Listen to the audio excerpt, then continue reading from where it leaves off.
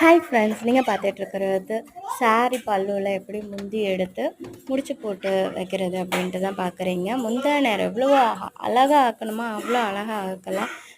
Normal சாரியில் இந்த மாதிரி பல்லு இல்லைனாலும் இந்த நூலை ஒன்று ஒன்றா எடுத்தோம்னா வந்துடும். வந்ததுக்கப்புறம் ஒரு பாட்டாக எடுத்து முடிச்சு போடணும். முடிச்சு போட்டுகிட்டே வந்தோம்னா ஒரு டிசைன் வரும். அது அவ்வளோ அழகாக இருக்கும் சாரீக்கு முந்தி. அப்பப்போ கொஞ்சம் கொஞ்சமாக எடுத்து தண்ணி வச்சு இது பண்ணணும். தொடச்சி விட்டோம்னா அந்த இது முடிச்சு போடுறதுக்கு உங்களுக்கு ரொம்ப ஈஸியாக வரும்.